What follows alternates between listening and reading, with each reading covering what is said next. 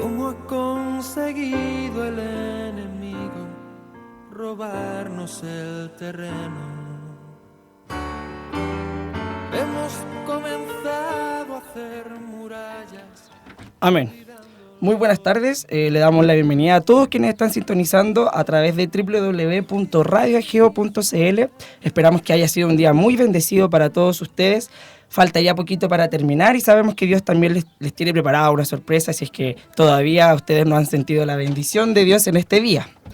Hoy día les saludo, mi nombre es David y estoy junto a el pastor Cristian del Colegio Cristiano Emanuel, quien está aquí acompañándonos el día de hoy porque vamos a tocar un tema muy importante como lo es la reforma educacional, sus cambios y sus efectos. Ya está en la página de www.lagloriapostrera.cl para que ustedes puedan, en el Facebook de La Gloria Postrera Ageo, donde ustedes ya pueden encontrar el link de la reforma educacional, donde un poquito la información que se va a dar, y para que ustedes también, si quieren comentar, si quieren preguntar algo, lo puedan hacer a través de este medio. Saludamos también a todos quienes nos ven a través del canal Ustream y también a través de YouTube. Los saludamos ahí con la camarita y les dejo para que se pueda presentar don Cristian. Hola a todos los hermanos, hermanas y oyentes de esta radio. Es un placer estar compartiendo con el hermano David y con los radiocontroladores, muy conocidos por mí, ambos exalumnos del colegio. Así que un honor que me hayan invitado. Hace ya algún tiempo trabajo en el Colegio Cristiano Emanuel, que está ubicado cerca de la intersección de la avenida departamental con Tobalaba. Y obviamente que un tema como el que me planteó el hermano David, para poder conversar, para poder exponer algunas ideas, me pareció muy interesante, así que muy dispuesto y muy grato de estar con ustedes. Amén. Vamos a orar primero para poder Amén. comenzar la entrevista del día de hoy. Y les invitamos a que donde estén ustedes puedan cerrar también sus ojos y clamar a Dios.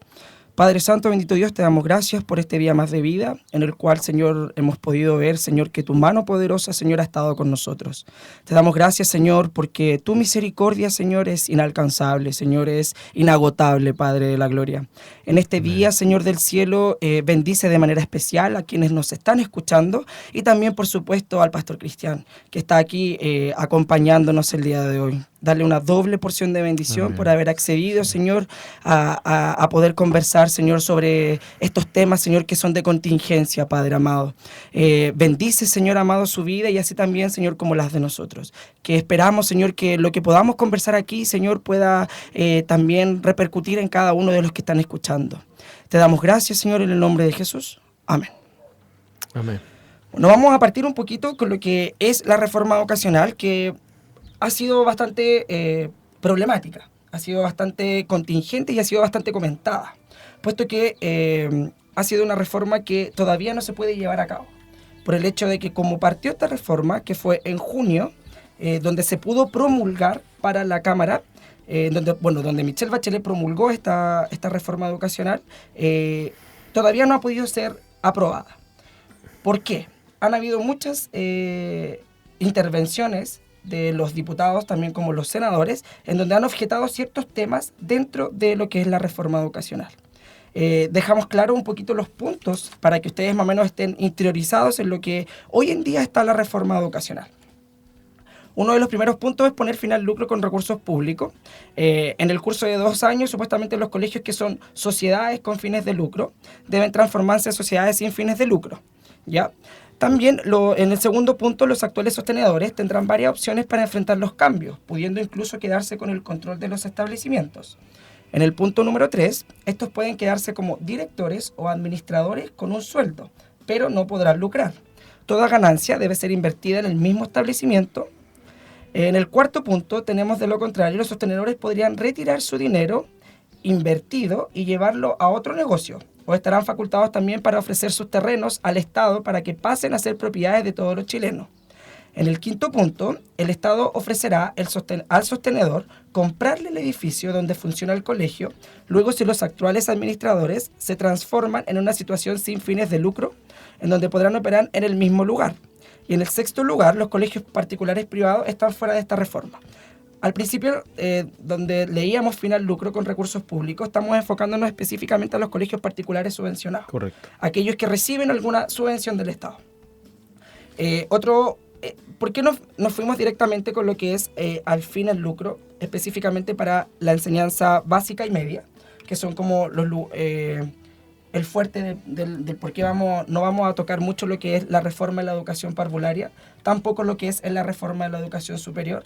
Vamos a tocar algunos puntos, pero súper relevantes, porque queremos ver el tema de cómo afecta la educación básica y en la media, y específicamente lo que es el fin de la selección para poder entrar a un colegio. Ese es el tema que hoy día queremos tocar, Okay. porque sabemos que atiende directamente a algunos colegios particulares subvencionados, tanto como los colegios católicos, evangélicos o alguna otra área de lo que es la educación. Cabe recordar que actualmente en Chile tenemos un 7% de colegios particulares, un 50%... Particulares pagados. Claro, particulares pagados. Particulares pagados. Exacto. Un 50% de estudiantes de colegios de particular subvencionado. Correcto. Y un 42% de estudiantes que concurren a establecimientos municipales. O sea, hay un 42% de colegios municipales. De lo cual, no obstante, cabe destacar que la cifra más alta es la de los colegios particulares subvencionados. Entonces, partimos ya con la primera pregunta y queremos saber cómo afecta directamente a ustedes esta reforma educacional. ¿Se sienten favorecidos o se sienten perjudicados con esta? Para responder un poco, yo quisiera partir del hecho de la problemática respecto a la cual surge una conciencia social vinculada a la necesidad de una reforma educacional. O sea, la problemática mayor que tenemos, por todos estudiada y de manera muy objetiva, es un problema de los niveles de aprendizaje de los alumnos, lo que en algunos casos se quiere llamar la calidad de educación. Ese es el problema que, a nuestro juicio, es el problema de fondo. O sea, alumnos que cursan similares cursos, valga la redundancia, que están todos en cuarto básico, pueden llegar a tener diferencias de aprendizaje muy notorias, y esas diferencias de aprendizaje, al correr los años en el sistema escolar, se transforman en diferencias bastante significativas. Vale decir, alumnos que terminan cuarto medio debiendo saber lo mismo que otros que terminan cuarto medio en otro tipo de establecimiento educacional saben mucho menos que lo que puede ser un grado de comparación. Basta con señalar, por ejemplo, un solo detalle. Los resultados de PSU dan cuenta que los colegios particulares pagados tienen en promedio puntajes superiores a 600 puntos, y los colegios municipales tienen puntaje en promedio inferior a los 500 puntos. Esa diferencia de puntaje, que a lo mejor no es muy comprensible para las personas que no están vinculadas a educación, pueden ser años de aprendizaje. Vale decir, un colegio que termina con todos sus alumnos por sobre un nivel 600 puntos en PSU puede estar más o menos pensando que los alumnos conocen bien las materias o los contenidos hasta tercero medio. Otro que termina con menos de 500 o 400 y algo puede estar pensando que en su colegio los alumnos solo aprenden los contenidos vinculados a primero medio. Allí está el mayor conflicto a nivel educacional, lo que en educación se suele llamar la brecha educacional. Similar es lo que ocurre con los resultados CIMSE. En el CIMSE uno puede mirar los puntajes y se da cuenta de las tremendas diferencias o desigualdades que se originan en el aprendizaje de las distintas materias, y esas diferencias, esas desigualdades, el sistema no es capaz de superarlas. Entonces, ese problema, que es muy objetivo, que dice relación con que si yo salgo de un colegio municipal sé menos de si salgo de un colegio particular pagado, ese problema que es medible, que es cuantificable, se ha traducido en esto que se ha querido llamar la reforma educacional. Ustedes tienen que recordar que había una triada que era educación pública, gratuita y de calidad. y de calidad.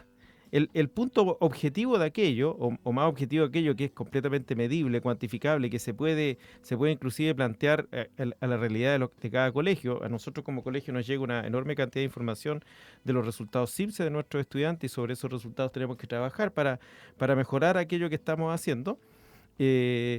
Aquello que es tan objetivo como medible, como la calidad de los aprendizajes, comenzó a generar un tinte muy ideológico.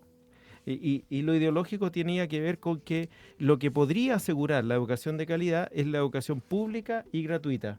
Porque en ese punto, si el mercado, hablando en términos del primer punto que planteó el hermano David, referido al lucro, si el mercado se incorpora al sistema educacional, entonces el mercado va a pervertir, comillas, aquello que se puede hacer con los recursos del Estado y va a priorizar no la educación, sino el lucro. Bueno, eso es bastante ideológico, así como si es el Estado el que provee la educación. Entonces, dicho en términos más sencillos, hemos pasado de enfatizar la calidad a enfatizar la provisión. Hemos pasado de decir, no es tan importante el nivel de calidad con lo cual los alumnos están saliendo de determinados colegios como quien le da ese servicio educacional. Y yo creo que ahí tenemos un tremendo riesgo. ¿Por qué? Porque hoy es el momento de los colegios que lucran. El lucro entendido como que es algo que le afecta al sistema educacional, cosa que a mí no me queda tan claro, honestamente. El colegio al cual yo pertenezco, y del cual formo parte, es un colegio cuya entidad sostenedora o el organismo que ante el Ministerio de Educación administra el colegio es una corporación educacional sin fines de lucro. Así que yo no estoy defendiendo el lucro como si fuera parte del negocio en el que estoy metido. Entiendo. Pero obviamente que hay colegios, si uno mira los resultados CIMSE, PSU, y uno se da cuenta que por lo menos en la Florida, que para hablar de la realidad más local nuestra, los colegios particulares seleccionados que tienen fin de lucro tienen otro tipo de resultados. Entonces, mirar el lucro como algo perverso en sí, como algo que daña en sí la educación, no en todos los colegios ocurre. Puede ser que desde una mirada de la provisión social, del entendimiento del derecho social, corresponda que no haya lucro. Eso es un tema que se puede discutir. Pero, comillas, satanizar el lucro como aquello que ha generado una tremenda deficiencia en los niveles de aprendizaje de los alumnos y de las alumnas, no me queda tan claro, sobre todo por los resultados que obtienen justamente aquellos colegios que, comillas, tienen fin de lucro, que son una entidad comercial que tiene fin de lucro y que lucra con la educación y que no obstante tiene ciertos resultados. Por supuesto, el que me está escuchando y no está de acuerdo con esta opinión va a decir, claro, lucran y tienen buenos resultados porque seleccionan a los mejores. Entonces ahí viene la segunda pata a la mesa. O sea, hay que eliminar la selección. ¿Por qué? Porque sigue pervirtiendo el sistema, pero sigue pervirtiendo el sistema, comillas, perversión que es básicamente una perversión de carácter ideológica, porque están estas dos pugnas gigantescas que son o el control estatal, y eso yo creo que es el punto más complejo para nosotros, que somos colegios de carácter más confesional, o el pleno control estatal o la plena libertad. Y ahí tenemos una pugna. En nuestro país conviven estas dos ideas con demasiada fuerza y están permanentemente en disputa. O sea, aquello que el Estado como rol tiene que hacer es supervisar, proveer el sistema educacional, o aquello que el Estado como rol tiene que hacer es delegar esa función y controlar esa función. Y cuando se delega, entonces entran los privados.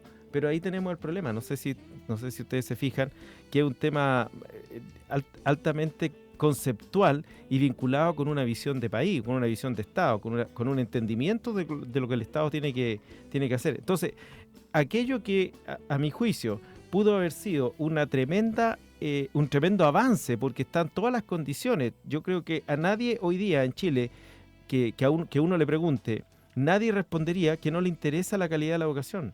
al contrario, parece que la sensibilidad social se ha elevado mucho con el tema educacional y todos estaríamos, comillas, muy dispuestos a realizar un esfuerzo para mejorar la educación de nuestros niños, de nuestras niñas, de nuestros jóvenes, mejorar significativamente la educación. La pregunta es, ¿por qué el esfuerzo parte por aquí?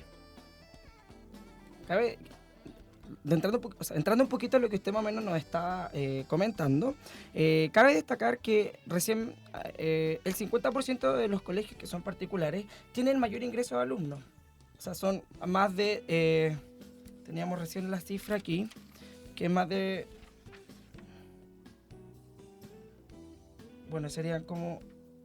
No tengo la cifra exacta. El 52%. Sí, es como el 52%, de lo cual siguen priorizando los colegios particulares subvencionados. Sí. Entonces, ¿necesitamos una reforma? El tema que claramente sí, porque si tú ves, no es atendible que los alumnos que salen del Colegio Cristiano Manuel particular subvencionado tengan aprendizaje comparados con los que salen de un colegio particular pagado como el Grange, demasiado distante. O sea, lo que el alumno termina sabiendo es mucho menos de lo que el alumno del colegio particular termina sabiendo, y posiblemente lo que el alumno termina sabiendo en el Colegio Cristiano Manuel es mucho más de lo que pudo haber terminado sabiendo desde un colegio municipal. Obviamente que esas tremendas distancias obligan a repensar la manera en que se está desarrollando y desenvolviendo el sistema educacional.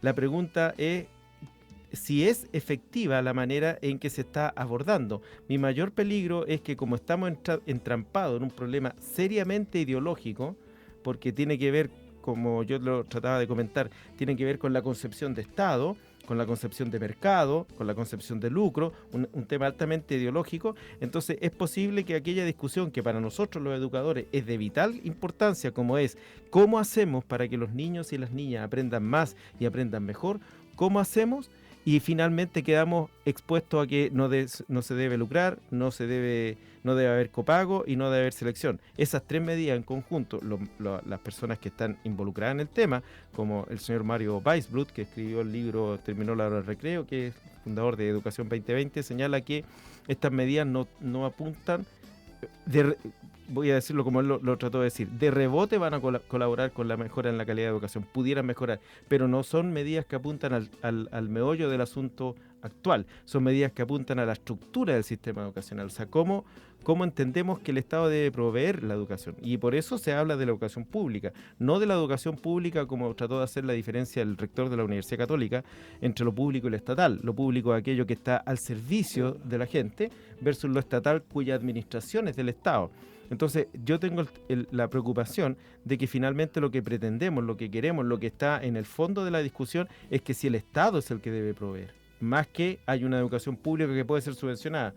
Hasta el momento lo que se ha dicho es que tiene que haber una educación pública que no lucre. ¿Cuál es el paso siguiente?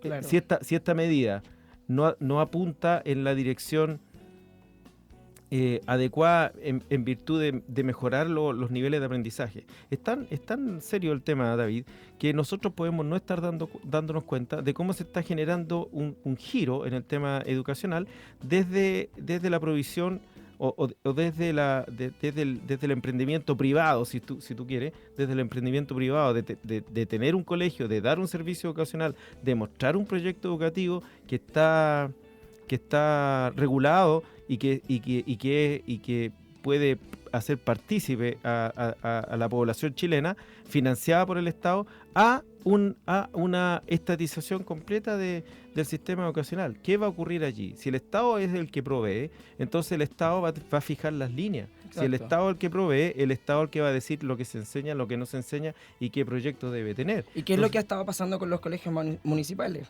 Exactamente. Donde específicamente el Estado, el Ministerio de Educación en este caso, es el proveedor de libros, de enseñanza, de ciertos parámetros de lo que se debe enseñar, en qué momento se debe enseñar, y es por eso que yo creo que a lo mejor se ha producido un estancamiento en lo que son los colegios municipales en cuanto a, por ejemplo, los resultados de lo que es la PSU, los resultados de lo que es en el CIMSE, porque, bueno, Elizabeth me explicaba un poquito de que en los colegios municipales todo viene listo, o sea, en el sentido de que viene una pauta de lo que se debe enseñar. No así, por ejemplo, en los colegios particulares subvencionados, que puede sí, o los colegios particulares, que pueden tener sus propias modificaciones en cuanto a lo mejor al método de enseñanza que se debe utilizar. Por ejemplo, lo que tú dices es muy interesante, porque a todos los colegios subvencionados y municipales nos llegan los libros que los Que el Estado edita el ministerio, o por lo menos lo financia el ministerio, y cuando financia los libros, lo financia sobre una base ideológica, sobre una base moral, sobre una base valórica.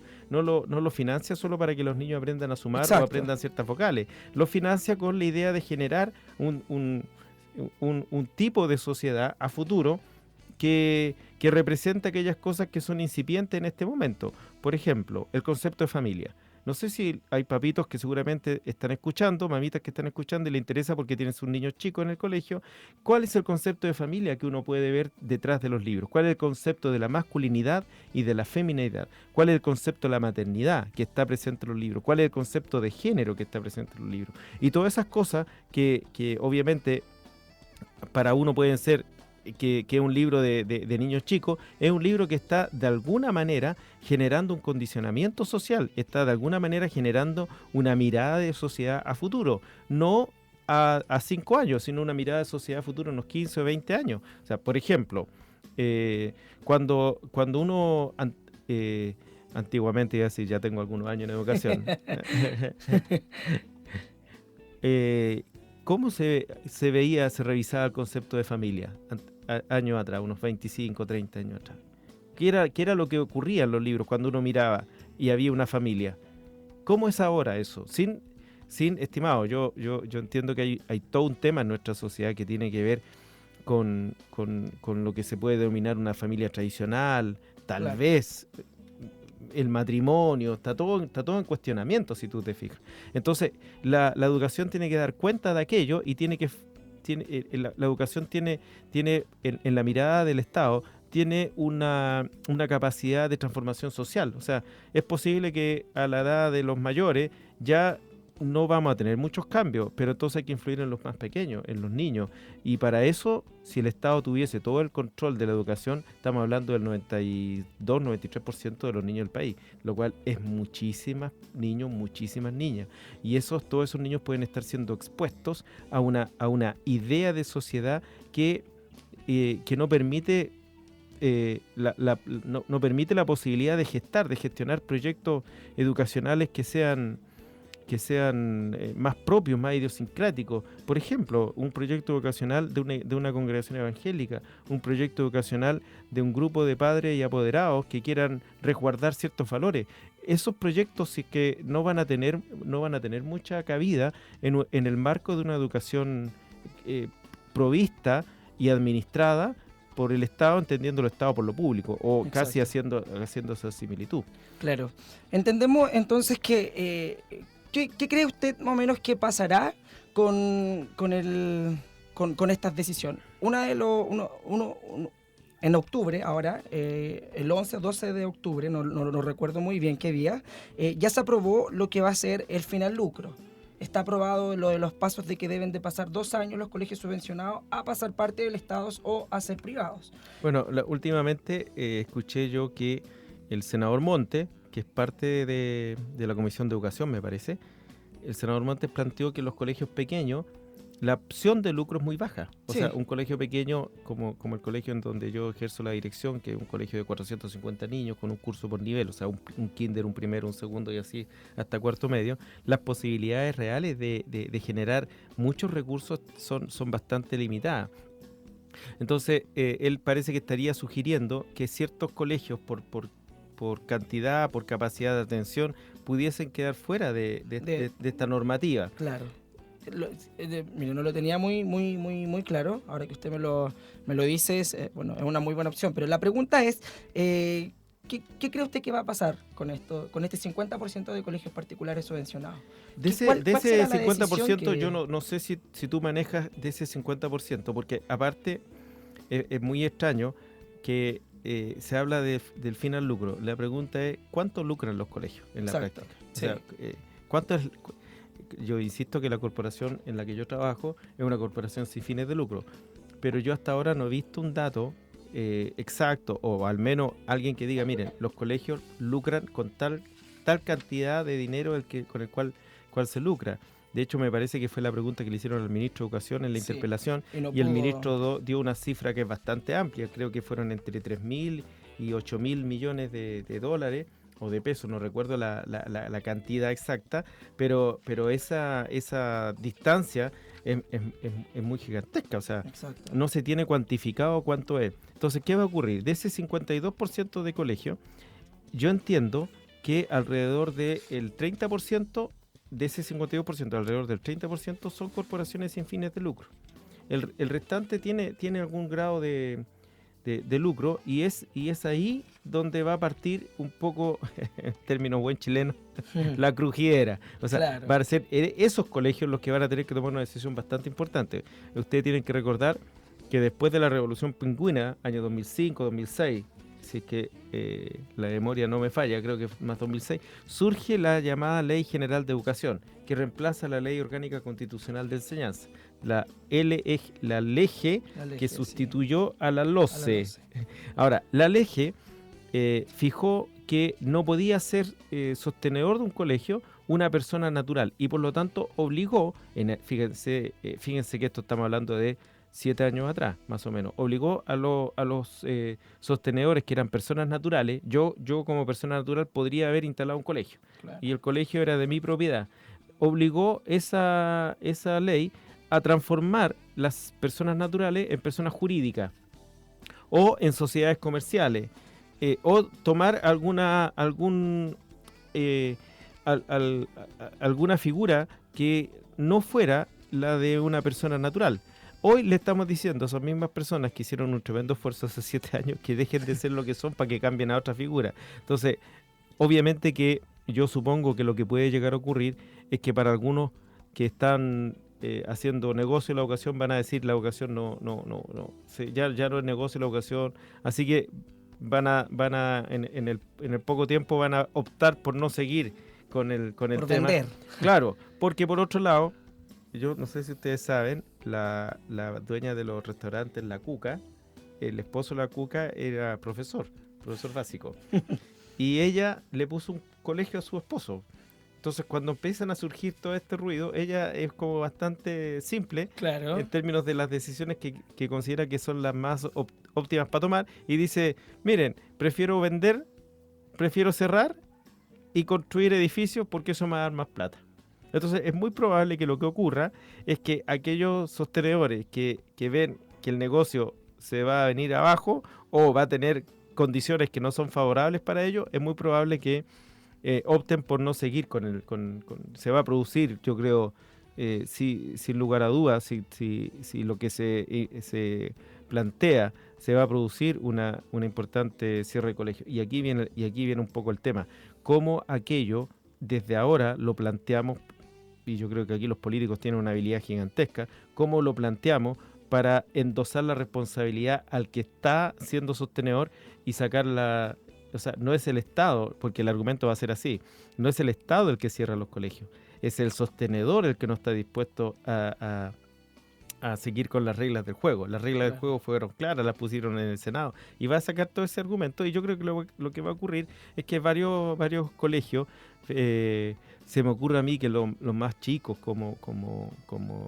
aquellos que tienen una matrícula no muy alta, van a optar por no seguir, porque obviamente no van a tener el incentivo que puede haber provisto tener una legítima ganancia, si es que se quiere hablar de legítima ganancia en educación. A veces esos términos también a uno lo puede identificar, claro, más políticamente que favorable. Claro, exactamente. Bueno, vamos a hacer un alto para que pueda descansar. Muchas gracias. Y también puedo comentar que pueden hacer sus preguntas a través de la página de el Facebook de Gloria Postrera Geo, y también pueden seguir sintonizándonos a través de www.radioageo.cl. Vamos a hacer un pequeño descanso para poder recoger las preguntas y no se separen de la sintonía porque seguimos con más preguntas.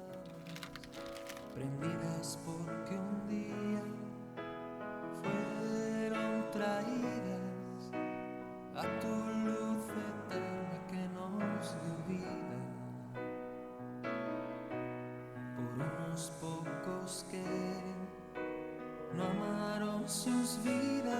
más que a ti. Hoy estamos aquí y nuestra antorcha brilla.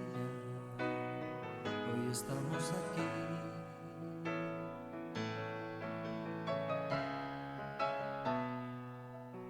Una misma visión para un nuevo siglo, una generación que levanta a Cristo y se une en oración, clamando por España.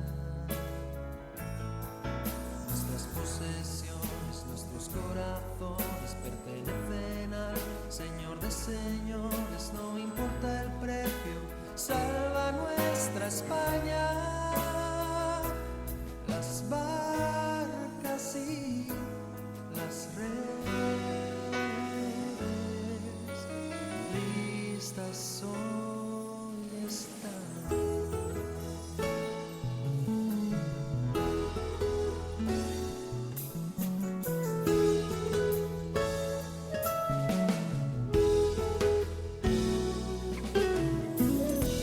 Somos pequeñas llamas prendidas porque un día fueron traídas a tu luz eterna que nos dio vida.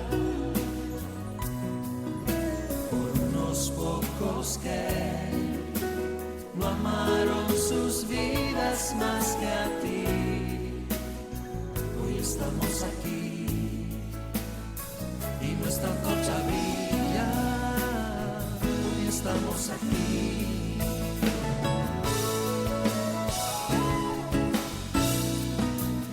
Una misma visión para un nuevo siglo, una generación que levanta a Cristo y se une en oración, clamando por España. Nuestras posesiones, nuestros corazones pertenecen al Señor de señores, no importa el precio, salva nuestra España. Las barcas y las redes listas hoy están. Una misma visión para un nuevo siglo, una generación que levanta a Cristo y se une en oración, clamando por España. Nuestras posesiones, nuestros corazones pertenecen al Señor de señores, no importa el precio, salva nuestra España. Las barcas y las redes listas hoy están. Las barcas y las redes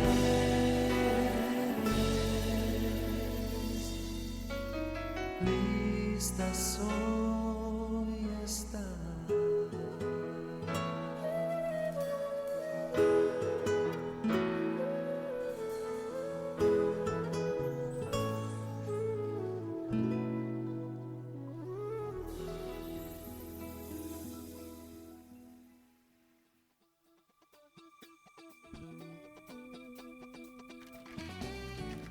Bueno, después de este tema musical, volvemos ya de lleno a lo que hemos estado conversando en este momento.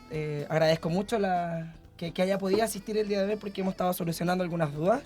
Y también, por supuesto, que todos quienes tengan dudas puedan escribirnos a través de la página de Facebook. Ya lo hizo un apoderado del colegio, así que le compete directamente la pregunta.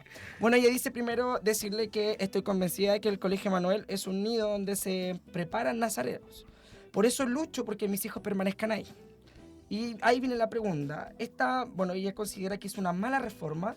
¿Cuándo debe ponerse en marcha? ¿Y cuándo va a ser intervenido el Colegio Emanuel si es que esta reforma llega a su fin aprobado? Bueno, primero aclarar, agradecer las palabras del apoderado, de la hermana, porque son palabras que a uno lo animan a seguir cuidando y velando por los hijos y por las hijas, fundamentalmente de aquellos que tienen fe para poner sus hijos en el Colegio Emanuel.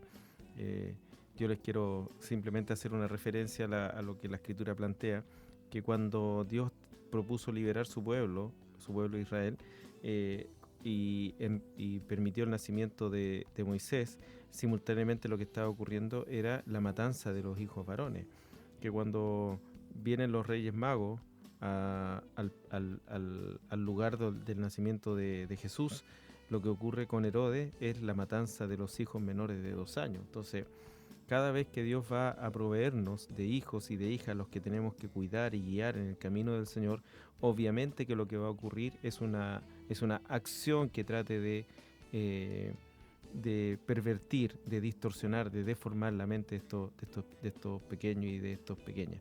Nosotros estamos en ese punto procurando hacer las primeras cosas. Quiero aclarar lo siguiente, que cuando hablamos de reforma educacional, en realidad son 3 proyectos de ley, que son los que mencionó el hermano David, que son el fin al lucro, el fin al copago y el fin a la selección.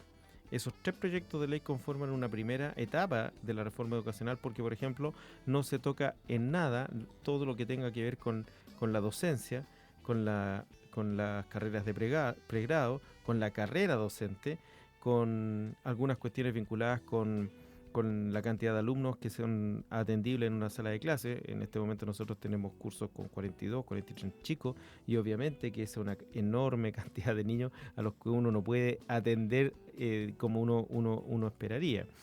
Lo primero que vamos a hacer en el colegio, lo que estamos ya tratando de hacer, y es lo que notamos, es que tenemos que fortalecer nuestro proyecto educativo institucional. Eso quiere decir, ¿cuál es nuestra visión? ¿Cuál es nuestra misión? ¿Cuál es nuestro ideario valórico? ¿Cuál es nuestra fundamentación desde un punto de vista, si se quiere, filosófico de la educación? ¿Por qué nosotros estamos haciendo educación? ¿Por qué nosotros estamos con un colegio dando un servicio educacional a todos? En primer lugar, la mayoría son aquellos que evidentemente tienen algún vínculo con la fe. ¿Podría comentarnos un poquito cuáles son esos pilares del colegio? Porque a lo mejor no mucha gente que está escuchando conoce qué es lo que, cuáles son los pilares del colegio. Entonces, al darlo como una descripción de por supuesto, qué es lo que... Por supuesto, cuando Habacuc escribe su libro, dice que la tierra será llena, no de la gloria del Señor, porque la tierra está llena de la gloria del Señor. En toda la creación, en todo lo creado, se puede apreciar la gloria de Dios. Hoy nos quieren mostrar, hoy nos quieren enseñar que no es posible conocer a Dios, pero la creación es un muy buen testimonio de que hay un Dios, de que hay un, como le gusta llamar ahora a algunos científicos, que hay un diseño inteligente. Entonces, la tierra tiene que ser llena del conocimiento de esa gloria. Y todas las ciencias, todas las disciplinas del saber tienen que aportar al conocimiento de esa gloria del Señor. Vale decir, un pilar fundamental para nosotros es que el colegio debe ser, a través de la enseñanza y de la educación que puede prestar, debe expresar la grandeza de nuestro Señor Jesucristo. Grandeza que se expresa en la creación, y por eso es importante estudiar la física. Grandeza que se expresa en la precisión, y podemos estudiar matemática. Grandeza que se expresa en todo aquello que tiene que ver con el arte, con la música, y podemos así desarrollar nuestro trabajo en el colegio en función de aquello que para nosotros es vital. Cristo es expresión de la grandeza de Dios, y nosotros como colegio tenemos que ponernos al servicio de aquello. Dios tiene un propósito. Ese propósito de Dios está claramente establecido en Romanos 8, 28, 29. A los que antes conoció, también los predestinó para que fuesen hechos conformes a la imagen de su Hijo, para que Él sea el primogénito entre muchos hermanos. Esto quiere decir que ese propósito de Dios es tomar los hijos y llevarlos al diseño divino, al diseño que Él tenía desde la eternidad. ¿Cuál es ese diseño? Que seamos conformados, que vayamos adquiriendo la forma del Hijo de Dios, para que Dios tenga una familia, una gran familia de muchos hijos semejantes a Jesús. Entonces el colegio tiene que aportar en el sentido de aquello que es el gran propósito de Dios. Ese es un primer pilar. O sea, el colegio está al servicio de Dios. El colegio está al servicio del propósito de Dios.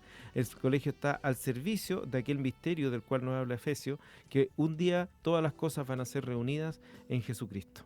Y ese es un primer sentido con el cual podemos estudiar, con el cual podemos aprender, con el cual podemos enseñar. Un segundo pilar que se deriva de lo primero es que tienen que haber ciertos valores. Y aquí estamos en un conflicto, porque nuestra sociedad tiene un relativismo moral, un relativismo valórico, sin entrar en la diferencia entre lo valórico y lo moral, pero al menos plantearlo de manera general. Hay un relativismo muy alto, muy grande, entonces no se pueden hablar de valores que sean eternos, que sean permanentes. Pero cualquiera que conoce algo de la palabra de Dios, cualquiera que conoce algo de la autoridad de Dios, se da cuenta que para Dios hay ciertos valores que son trascendentes, que hay ciertos valores que se deben mantener en el tiempo, como por ejemplo, y nosotros estamos trabajando en 3 valores fundamentales: la verdad, la fe y el amor. Esos son 3 valores que queremos trabajar fuertemente con todos nuestros alumnos. La verdad, no cualquier verdad, no mi verdad subjetiva, parcial, tal vez antojadiza, sino la verdad. Y para todos los hermanos que nos están escuchando, sabemos que la verdad es una persona. Esa verdad es Jesucristo. Y nosotros tenemos que saber ser, y en eso les ruego la oración a todos los hermanos, porque tenemos que poner al colegio en función de aquello que Cristo nos quiere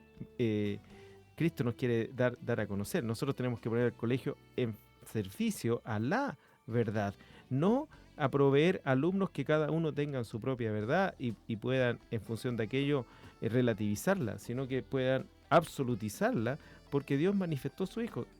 Hoy estamos, y disculpa, hermano David, tomar un minuto para hacer una pequeña reflexión. Hoy estamos a puertas de la celebración nuevamente de la Navidad. ¿Qué es la Navidad? Es el hecho histórico más significativo que no puede ser negado, el hecho histórico de que hubo un hombre llamado Jesús, que nació hace unos 2000 años y que vivió en un determinado lugar, que fue real, no fue un misterio, no fue una cosa mística, no fue una invención. Hubo un personaje llamado Jesús. Ese Jesús histórico tiene una tremenda influencia para todas las edades y todos los tiempos. De hecho, hoy estamos en el año 2014 después de Cristo. O sea, hasta la historia tiene un antes de Cristo y un después de Cristo. Entonces, toda la acción que el colegio quiere desarrollar, todo aquello que nosotros queremos, en lo que nos queremos involucrar, tiene que estar al servicio de lo que nosotros entendemos como el propósito de Dios, como la verdad de Dios, que es nuestro Señor Jesucristo. Y ahí yo le agradezco la pregunta a la apoderada, porque ahí lo que necesitamos es que hayan apoderados comprometidos con esto. O sea, yo quisiera ver que apoderados que tengan entendimiento de Cristo se vinculen con el Centro de Padres. Apoderados que tengan entendimiento de la verdad de Dios estén dispuestos a trabajar junto a nosotros desde la perspectiva de apoderado para guardar aquello que el Señor nos ha dado. Yo no sé, estimada hermana, si el día de mañana, yo diría que la primera parte de la reforma, estas primeras leyes, la vamos a capear más o menos bien. No creo que ocurra tan rápido. Pero ¿qué ocurre si el día de mañana nos señalan que hay apoderados que no están de acuerdo con nuestro proyecto educativo? O sea, el proyecto educativo es como nuestro caballito de batalla, es lo que tenemos que presentar, es lo que tenemos que dar a conocer. A eso yo creo que va apuntando un poquito la pregunta. ¿Qué pasa si el día de mañana ustedes tienen que llegar a ser un colegio municipal? ¿Cómo afectaría su proyecto educativo? Es que ahí no tendríamos proyecto educativo, lamentablemente. ¿Qué pasaría con el colegio? Bueno, ahí se nos restringe la libertad. Yo creo que hay un problema que usted debe conocer, claro, vinculado a la Constitución. La Constitución, hasta este minuto, la Constitución señala que tiene que haber libertad de enseñanza. Por lo tanto, nosotros como pueblo de Dios podemos bendecir a nuestra nación con un colegio cristiano. Y eso es libertad de enseñanza. Pero ¿qué ocurre si el día de mañana ya no hay libertad de enseñanza? Salvo que sea financiado con recursos propios. O sea, estamos hablando de colegios particulares pagados. Y el resto no tiene libertad de enseñanza. ¿Qué vamos a hacer nosotros? Esa es una pregunta que hasta usted se la hace. Que cuando la hemos hecho, hemos dicho, bueno, si el Señor, nosotros antes que obedecer a los hombres, vamos obviamente que obedecer a Dios. Y yo creo que el ejemplo que estaba tratando de dar de Moisés es un ejemplo muy válido, sí, porque los padres de Moisés, estaba el decreto real, estaba el decreto de Faraón, que los varones, los hijos varones debían ser muertos, pero Dios guardó a Moisés. y los padres de Moisés, que es muy interesante, un matrimonio de ambos de la tribu de Leví, los padres de Moisés estuvieron dispuestos a contravenir el decreto de Faraón, lo más probable que a una costa de sus propias vidas, para guardar a Moisés. Entonces nosotros necesitamos hermanos, necesitamos hermanas que estemos dispuestos a guardar a nuestros hijos. Yo no quisiera que nuestros hijos estén expuestos a un sistema educacional que va corrompiendo la verdad que nosotros le estamos entregando en la casa, y el Estado nos puede llegar a privar de aquello. O sea, cuando, yo no sé si ya el matrimonio suyo ya en algún momento va a tener hijos, Sí, y lo que le va a traspasar a usted, ¿qué es? Claro. El Evangelio. Y después usted va a estar plantando la semilla y lo va a dejar en un colegio de las 8 de la mañana a las 4 de la tarde, donde ¿qué le van a...? ¿Qué le van a enseñar? ¿Qué Y le eso van es a lo que le enseñar? preocupa a mucha gente, por la cual ha optado por esta enseñanza. Por Correcto. una enseñanza distinta, por una enseñanza con valores que hoy en día en la sociedad poco se ve. Entonces, es por eso yo creo que la preocupación de tantos apoderados, incluso de la iglesia, porque la iglesia tiene muchos apoderados en su colegio. Sí, Entonces, son por muy buenos eso- apoderados. Entonces, por eso la pregunta. ¿Cómo se verán afectados ustedes con esto? Porque al fin y al cabo, la reforma quiere poner ya fin, y uno de los artículos que yo leí, incluso complementándolo con Educación 2020, que es a más tardar mayo ya tener esta reforma aprobada. En principio, dado que el colegio tiene una entidad sostenedora que es una corporación educacional, o sea, tiene único fin educacional y es sin fines de lucro, entonces la primera parte de lo que se señala no nos estaría afectando. El hecho de que ya no se puede lucrar, porque efectivamente en el colegio no está esa figura legal. De hecho, en el directorio trabaja un abogado, y él es la persona que no es muy conocido acá en la gloria postrera, el abogado, y él es quien no resguarda en toda esa materia. El término al copago, el colegio también tiene copago. El término al copago también no es algo que nos va a afectar, porque se supone que de aquí, sin ninguna animosidad política, por supuesto, pero aquí las fechas han sido muy, muy complejas, porque se le dijo a los apoderados terminó el copago, y todos los apoderados en el colegio, por lo menos, Colegio Cristiano Manuel, han tenido que seguir pagando, y probablemente el próximo año tengan que seguir pagando, y el término al copago se prevé en alrededor de unos 10 años. Sí. Y el término de la selección, que podría ser en este minuto lo más complejo, porque y aquí yo encuentro bastante, no sé el término, sin ningún ánimo ofensivo, pero bastante demagógico en realidad, porque si tú tienes un proyecto vocacional, ¿por qué no puedes, comillas, tener elementos objetivos de selección respecto a ese proyecto? No elementos antojadizos, no elementos arbitrarios, no elementos que cambian año tras año, sino que elementos que sean transparentes, que sean objetivos, que la apoderado los conozca y que digan relación con la selección del proyecto, vinculado a tu proyecto educativo institucional.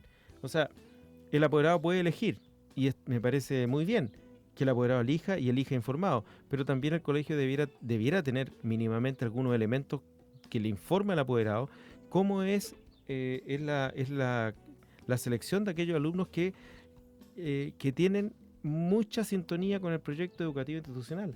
Hubo un reportaje en el canal 13 de un muy buen colegio donde los apoderados quieren que sus hijos estudien, y finalmente lo que decide que un niño entre y que otro no entre es una tómbola. Entonces a uno le queda un tremendo signo de interrogación. Si la educación, si la calidad de la educación fuese más o menos pareja, independiente del colegio, y lo que varía son los proyectos educacionales, por supuesto, puede ser muy, muy atingente, puede ser muy coherente la idea de una tómbola. Eso lo promueve inclusive el encargado uno de los encargados del Ministerio de Educación. Él dice: al colegio debieran postular todos los que quieran, y se debiera hacer una tómbola para evitar cualquier tipo de discriminación. Pero yo creo que ahí estamos discriminando severamente. Entonces, el tema del fin a la selección, yo creo que nos va a... Bueno, el colegio, los que lo conocen, no es muy atractivo en términos de infraestructura, así que yo creo que no vamos a tener nunca una tan grande demanda, porque en general los papás, las mamás prefieren un colegio que sea más bonito. Pero ya hemos visto cómo hemos tenido una demanda significativa en términos de la admisión. Este año fue muy, muy importante la cantidad de personas, de papitos y de mamitas que fueron al colegio a buscar matrícula. Y obviamente nosotros teníamos que hacer un proceso muy riguroso para evitar cualquier tipo de asomo, de matiz que pudiese implicar algún elemento discriminatorio hacia quienes postulan.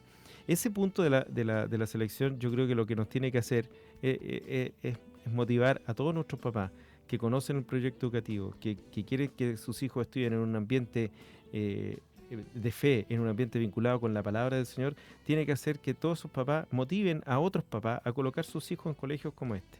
Entonces, obviamente, supongamos que hay que aplicar la tómbola. Bueno, apliquemos la tómbola entre puros hijos de hermanos. Claro, pensemos que ese sea uno de los requisitos. Claro. Bueno, respondiendo un poquito también la pregunta que dice ¿cuándo debe ponerse en marcha? Todavía no es algo que está claro, No es algo que todavía está en discusión, que esperábamos como una de las tantas reformas y uno de los tantos discursos que fue de la presidenta Michelle Bachelet, que a más tardar el primer año de su gobierno, ya terminando el 2016, esta reforma debería ya estar lista, debería estar aprobada, debería estar ya poniéndose en marcha alguno de los puntos. Sí. Como han surgido tantos problemas, como han surgido tantas manifestaciones y tantos desacuerdos que no han podido llegar todavía a un consenso dentro de la misma Cámara de Diputados como también la de Senadores. No obstante, también cabe destacar otros ejes que han influido en que esta reforma todavía no se lleve a cabo, como lo es el paro de profesores, como ha sido muy tocado esta última semana, y queremos hacer una pequeña alusión a eso, y es una de las preguntas que queremos plantearle.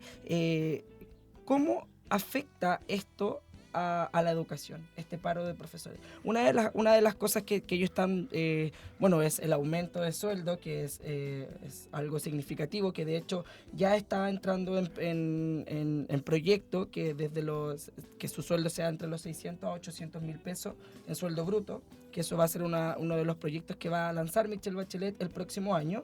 Pero como hoy en día hemos podido ver, han sido bastante perjudicados. Entonces, ¿cómo afecta esto a la educación?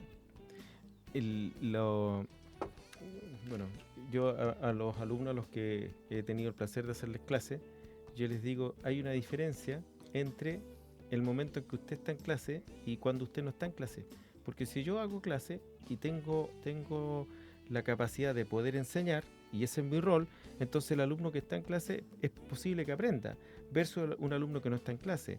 Entonces, evidentemente que los paros docentes, las manifestaciones, cualquiera sean estas, que pueden ser muy legítimas desde el punto de vista social o desde el punto de vista de la retribución económica que un profesional debe tener, generan mucha incertidumbre. Ahora, imagínense un papito, una mamita que tiene su hijo en esos colegios y que ve cómo no sabe finalmente cómo va a cerrar el año escolar. Se le genera una tremenda incertidumbre. No sabe con qué notas va a terminar. Versus otro papito, otra mamita que tiene a sus hijos en un colegio donde no hay este tipo de expresiones y donde se resguarda que los procesos de calendarización del año escolar se cumplan, se respeten. Obviamente que se genera una distancia, y yo pienso que un papá, que una mamá que esté preocupada por la educación de su hijo va a tratar o va a procurar de tener su hijo en el lugar donde le dan una educación que al menos tenga cierta sistematicidad y no esté muy influida por los vaivenes sociales que pueden implicar las demandas de los docentes. Yo entiendo a mis colegas, no soy profesor, entonces entiendo que mis colegas están en un punto muy complejo, porque ¿cuál de estos puntos afecta significativamente lo que mis colegas llaman la dignidad docente? ¿Cuál de estos puntos tiene que ver con aquello? Yo no conozco cómo ha evolucionado el paro, pero en un momento leí una información que eran más de 1.000 colegios en el país que estaban con esa condición. Entonces no es menor esa cantidad de colegios, y obviamente que nuestros niños, nuestras niñas están siendo afectados por la falta de sus profesores, por la falta de la acción escolar en su unidad educativa. Ahora, esos profesores podrán tener justa razón, pero eso no implica necesariamente que no van a haber causas ni efectos respecto de las decisiones que han ido tomando. ¿Podremos entonces combatir la calidad con esto? ¿Con los paros docentes, con estas cosas que se están...? Ese es el punto, yo temo que no. Yo creo que Yo ahí creo es que donde, porque se habla de una calidad educacional en el cual solamente nos estamos enfocando en lo que es el fin del lucro, el fin del los aspectos copago, el estructurales fin de del la sistema. selección, pero no nos estamos enfocando en lo que realmente importa, que quiénes son los que entregan esta calidad educacional, que son Correcto. específicamente los profesores, aquellos encargados de poder enseñar. Entonces, ¿podremos combatir la calidad con esto? Que es una de las temáticas o una de las pugnas que tiene esta reforma. En una ocasión lo pensé de esta manera. Yo creo que las personas, la sociedad entera, nuestro país entero, está muy atento a que la calidad educacional mejore. Yo creo que es una cosa sensible. ¿A qué no está atento? A que le digan o que le quiten las posibilidades de enviar a su hijo a determinados colegios. Exacto. O sea, si a mí me dicen, mire, usted tiene un colegio, ustedes formaron un colegio ya, ahora no van a poder mandar los niños a ese colegio porque ese colegio no responde a la educación estatal que nosotros queremos dar. Entonces, o lo cierran o se hacen privados, que podría ser no hay nada de eso en la reforma actual, en los proyectos de ley, pero pudiera ser un punto. Entonces, ¿qué es lo que realmente quieren las personas? ¿Qué es lo que realmente quiere la sociedad? ¿Qué es lo que realmente quiere la gente? La gente quiere que enviar a su hijo al colegio donde quiere que su hijo estudie, donde quiere que su hijo esté y que el colegio sea capaz de entregarle una mejor educación de lo que hasta aquí ha entregado. Eso es lo que yo entiendo que las personas quieren y eso por lo cual muchos salieron a la calle. O sea, si alguien quiere, voy a decirlo de esta manera, un proyecto agnóstico, laico, con todos los conceptos que eso trae, bueno, la oferta educacional o los proyectos educativos pueden darlo, pero esa persona, si le privan de ese colegio, de ese proyecto, si le privan de eso, es probable que no esté de acuerdo. Yo creo que por eso las encuestas han ido más bien a la baja respecto de la sensación de que esta reforma o estos proyectos de ley están atendiendo esa demanda. Si a mí me dicen, mire, no, usted no va a pagar por la educación de sus hijos, aunque sea una cantidad menor, no la va a pagar porque el Estado es el que tiene que financiar, la educación es un derecho social y no un bien de consumo, que vemos es una frase bastante repetida. Claro, con estos mensajes. Claro, entonces usted no va a pagar, claro que yo digo, fantástico, pero otra cosa es que me digan, usted no va a pagar, pero la contraparte es que... su hijo no va a aprender. Claro. O la contraparte es que el colegio donde usted está mandando a su hijo va a tener que cambiar su orientación. Claro. Porque nosotros le estamos pagando lo que usted pagaba, nosotros le pagamos y le pusimos estas condiciones. Nosotros en una reunión de directorio analizamos aquello. O sea, es posible que el Estado diga, bueno, se va a acabar el copago, pero todo lo que el Estado invierta en sustitución del copago tiene que ser invertido bajo estos criterios y tienen que ser usados estos determinados programas y se tienen que aplicar estos determinados libros. ¿Y eso puede ocurrir? Por supuesto que sí, puede ocurrir. Entonces, la percepción que yo encuentro es que en general la sociedad quiere un mejor nivel de educación, pero lo que no quiere es que le saquen el colegio donde estudia su hijo, aunque ese colegio sea con fines comerciales. Lo que quiere es que ese colegio haga mejor su pega, su trabajo. Esa es la impresión que yo tengo. A modo de reflexión, se podría decir que en los colegios municipales vemos un poco el bajo puntaje en los CIMSE, el bajo puntaje en la PSU, y es por esto mismo, por este modelo educacional implantado por el Estado. Sí. No así también, o sea, no así lo podemos ver en algunos colegios particulares subvencionados, o sea, que hay un modelo distinto, de lo cual trae sus propios frutos. Entonces, yo creo que por ahí va un poquito el tema de lo que la gente hoy en día piensa, o sea, qué tan buena será esta reforma. O sea, si me están quitando la opción de yo poder matricular a mi hijo en algún colegio particular subvencionado o algún colegio que tenga algún tipo de libertad en cuanto a lo que es la educación, ¿qué tan ventajoso va a poder ser para mí? Correcto. Que esto sea así? Vamos a otra tanda ya para poder ir cerrando, ¿ya? Vamos a un tema musical. Invitamos de nuevo a quienes quieran preguntar, a quienes quieran hacer que tengan alguna duda respecto al tema, pueden hacerlo a través del Facebook. Y ya para ir cerrando vamos a ir a un tema musical para ya poder despedir.